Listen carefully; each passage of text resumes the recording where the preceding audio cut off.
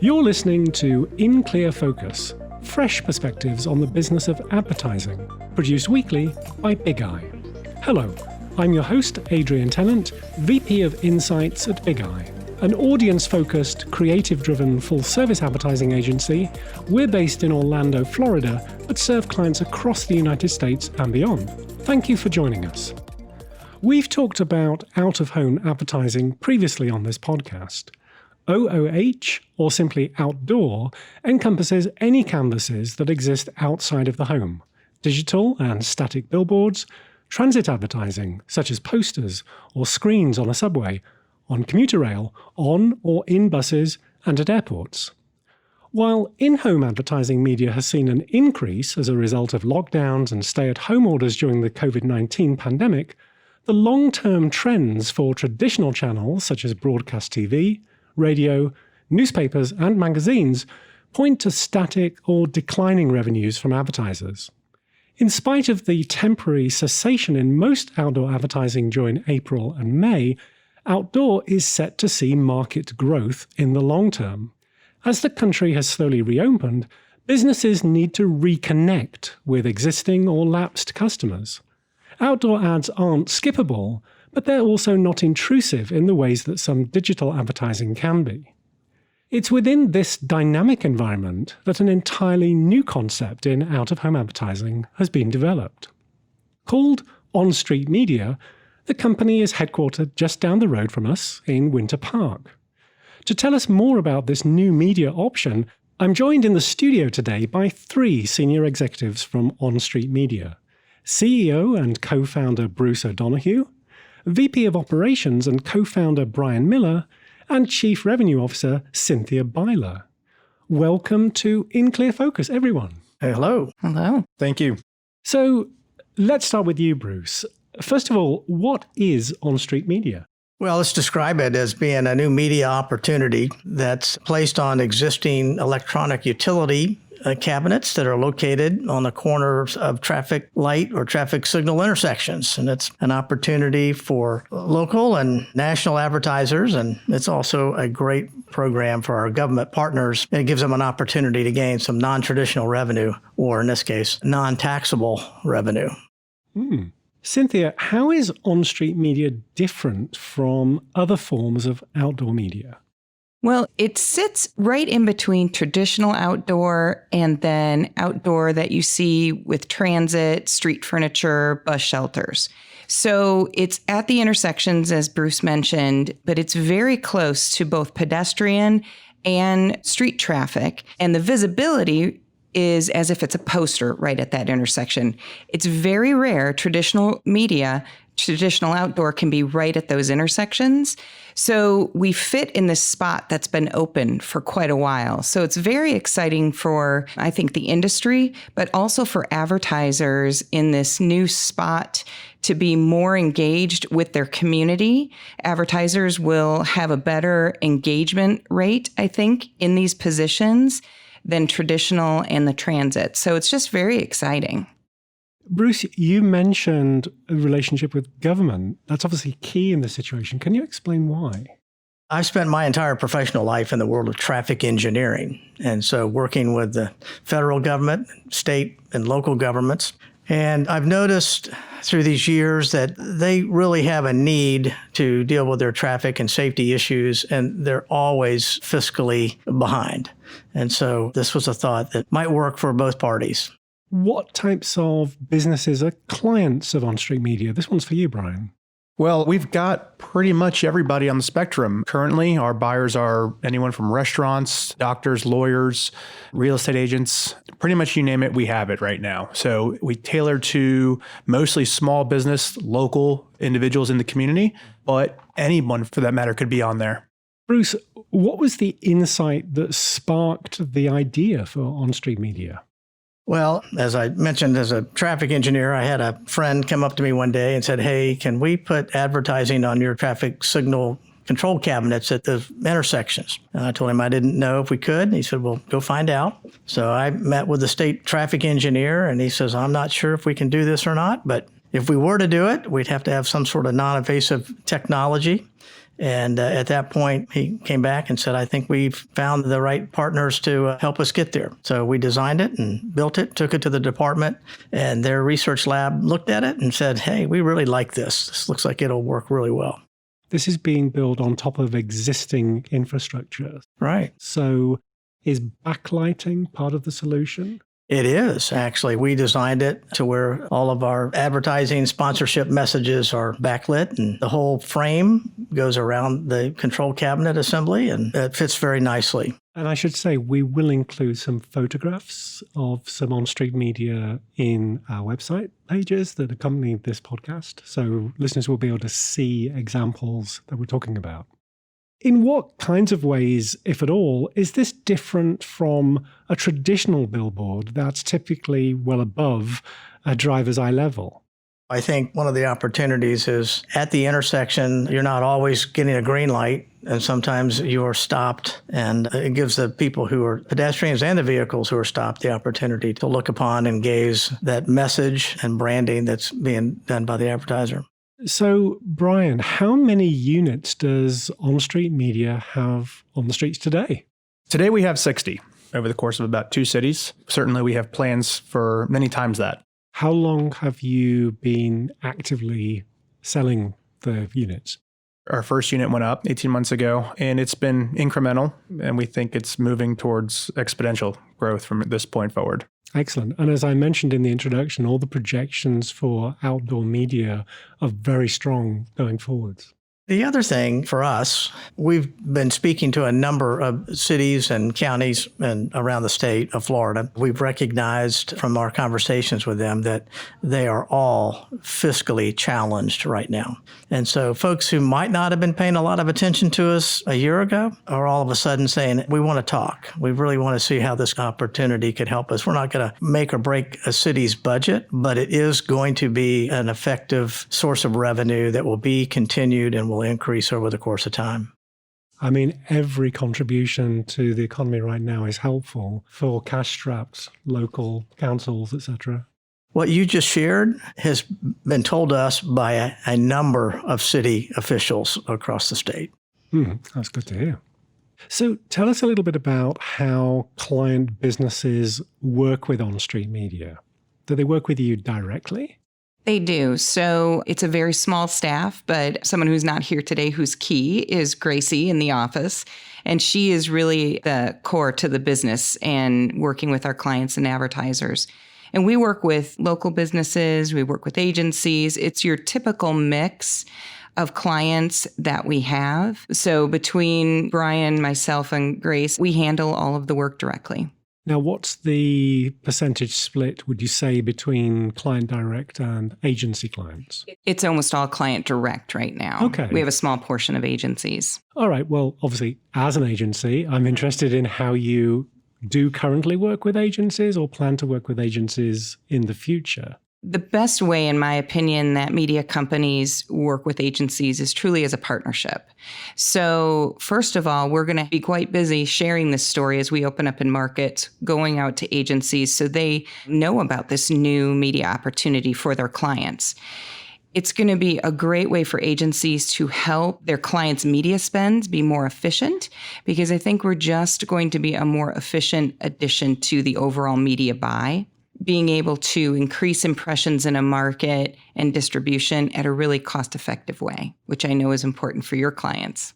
Absolutely. And I'm interested, can agencies purchase your outdoor inventory alongside other components of a media buy? Sure. I think there's a fit in any media campaign. Right now, we represent solely the assets that we have on the streets today. But my background in out of home, I see the potential with any agency's clients if they're doing an online campaign, traditional radio, television. Out of home is just this beautiful component to add to any campaign to truly put the power behind a media message. So the question of return on investment or return on advertising spend comes up increasingly in conversations with clients. How do you currently measure on-street media's ROI for clients? So that's always been an interesting question, whether I'm on the buying or the selling side when it comes to a media plan. The approach that we take is really one that I've believed in wholeheartedly throughout my career. We first start on the client side. How does a client measure success? If we don't know how that client is measuring their success, it's difficult for us to connect the dots back to our medium. A campaign should be designed in a way that's going to create that return on investment. We don't necessarily give them the measurements, but we build it in a manner that they'll be able to measure. So that's our job as their partner.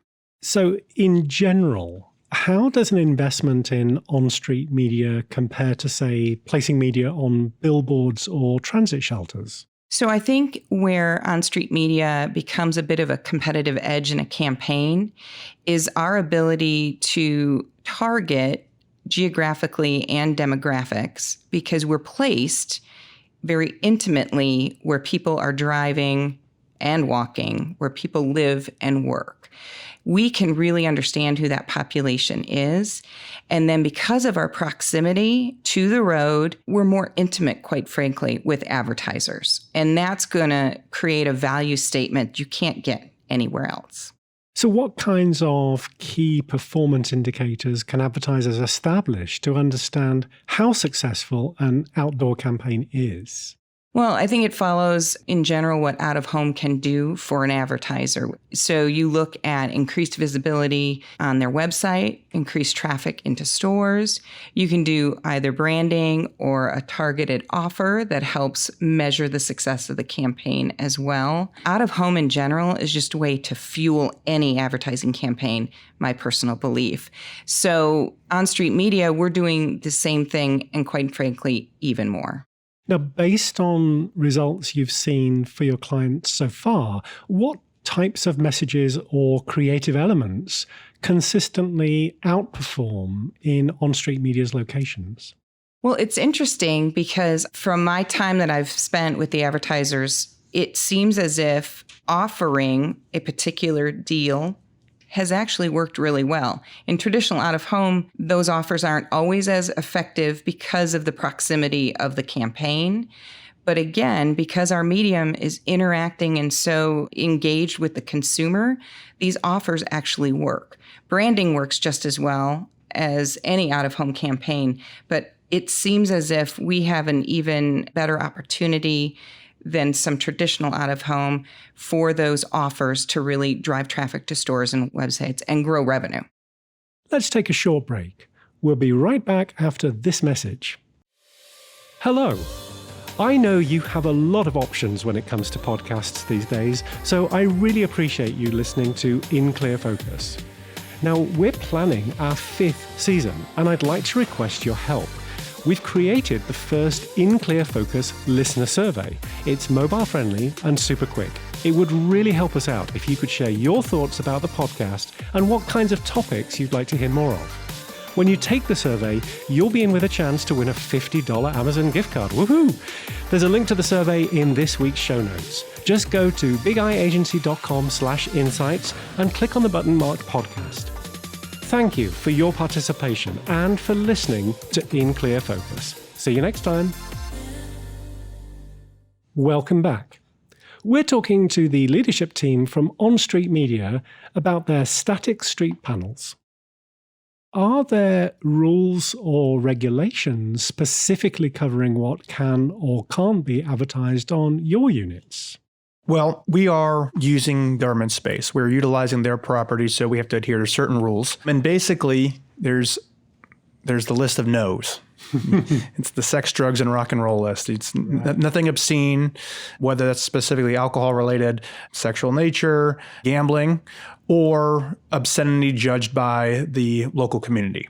Do you have an industry body that oversees that kind of regulation also, or is it more about the local governments? On the local side, we deal with multiple governments, so we have to make sure that it's appropriate for whatever government, wherever we are. On a national level, we do have the federal government who has certain requirements, those that I just listed. So yes, we have specifics from different bodies. We actually have multiple bodies that are having their laws pushed on us, I suppose you could say. Cynthia, are there any emerging technologies that you foresee on-street media integrating with? So as an industry, out of home is just on this verge of growth when it comes to technology. So we are absolutely going to explore all our options as a new medium in out of home advertising. But right now, and really for the next 18 months, we're just focusing on bringing this new medium to market. The static street panels is what we're calling SSP, bringing those to the markets and making sure that that value is extremely high for our advertisers and also for those government partners. So we'll keep an eye on what's emerging in this industry and how we might be able to tie to the technology someday. But for right now, we're very focused on just bringing our current inventory live in these markets. So you're not only the media vendor, you're also the manufacturer of the technology, which has to meet Department of Transport specs, right? So tell us how that works in practice. We knew what the department was going to demand. And so when we got started, we felt like we had to have the quality assurance program in place, knowing what the department would allow. And so in conversation, we had full knowledge of what they were expecting. And so we made sure that everything that we built and everything that we designed was going to comply with, in this case, for instance, Hurricane Category 5 wind load test. Had to be fully tested by a DOT-approved laboratory. That was a key component of other environmental tests that needed to be run independently tested again. And so having that quality assurance of all the products that we're putting together gives us the confidence as we're dealing with a department, as we're dealing with the cities, as we're dealing with the counties, their traffic management people know that product that we install is safe and secure, and they don't have to worry at all. From that point, once we've installed everything, then very easily we manage and care for it. All of that is a one-stop shop. We handle everything. And that's giving our client base, both our sponsorship ad buyers, as well as our clients from government, that they're assured if there's an issue, they just pick the phone up and it's resolved instantly. There's absolutely an efficiency there in having one point of contact end to end. It is. Sometimes you'll get a call in the middle of the night saying the car has lost control. I'm not saying we're a guardrail for traffic control cabinets, but we have protected them. I don't think Bruce stressed this point that when he said we've actually built it ourselves. We didn't outsource it to companies, like a billboard company would do. They buy their billboard designs or their digital displays from one vendor. We built the metal in our warehouse, or we cut the metal, we put it together, and then later on, sent it to whomever we were going to do. But firsthand, it came from our office in our own backyard. So fast forward from the fabrication of that first static street panel to seeing the first ad in place. What was that like? Well, it was vindicating. The first unit we put up probably took about 10 hours. And it was a warm fall day. It rained and we had an audience and everything went wrong. We forgot pieces. And so we had to go back, drive 2 hours, collect them. Something didn't fit right. Rain came down, whatever it may be. It took, I think, probably about 8 to 10 hours. It was exhausting. And there were some very angry people watching about how long it took. Yeah, me being one of them. Yeah, that's who I was referring to. But that unit sold in an hour and 20 minutes. Finally, it went up, the phone rang, and it was totally worth that 10 hours. It was new and attractive and beautiful, and we got a lot of attention on it. So I'm not sure if we got attention while building it, but we got a lot of attention afterwards. And Bruce, you enjoyed receiving the first check, I'm sure, from that. Well, there's nothing like receiving a payment that tells you that you have a business and it's viable and it's going to be successful. Looking to the future, how do you want to see on-street media develop over the next 2 to 3 years? Well, that's a good question and one that we've been thinking on and working on. So we think the Florida market is emerging and an exciting market. Florida is well respected by the Department of Transportation throughout the country, but we are working on other states and outside the Florida market. We do believe that we have an opportunity for every state. And the question is, which state's going to come first after Florida? Now, what advice would you give to anyone listening that has a business idea but doesn't know whether to take the plunge or not. Bruce? Well, I can share with you the very first thing you should do is find a handful of people that you would trust as caring advisors so that you can get true and honest responses. I think the second thing is to determine what your costs are going to be. And then I think obviously there's the barrier to entry. You got to determine what that's going to be. And then you got to deal with the whole cost of capitalization. And the very last thing is that if you don't have a cast iron stomach, you probably aren't going to make it because there are so many hills and valleys. The whole word perseverance is what's necessary. We're a great example of that. This idea started over 12 years ago, and it took us up until about 18 months ago to get onto the street. Right, that's a classic case of the so-called overnight success that really has years of sweat and equity behind it.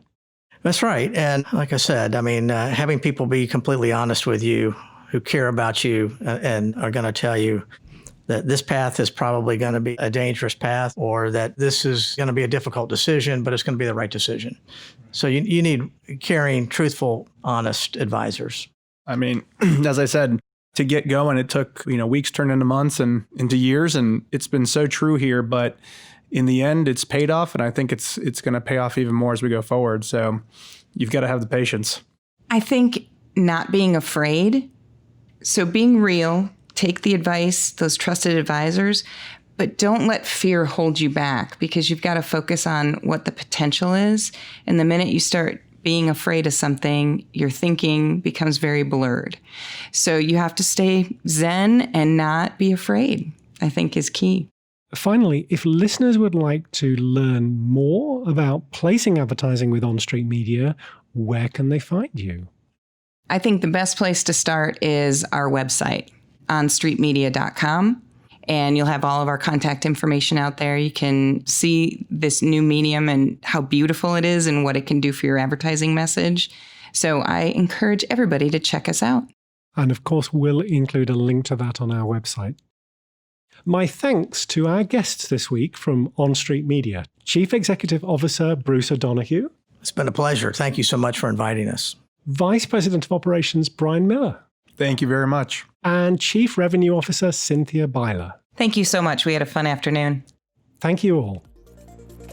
You can find a transcript of our conversation along with links to resources on the In Clear Focus page at bigeyeagency.com under Insights. Just click on the button marked Podcast. That's also where you'll find our listener survey. Please take a moment to tell us about what other shows you enjoy and the kinds of content you'd like to hear more of on this podcast. To ensure you don't miss an episode, please consider subscribing to the show on Apple Podcasts, Spotify, Google Podcasts, or your favorite podcast player. And if you have an Amazon Echo device, you can use the In Clear Focus skill to add the podcast to your flash briefing. Thank you for listening to In Clear Focus, produced by Big Eye. I've been your host, Adrian Tennant. Until next time, goodbye.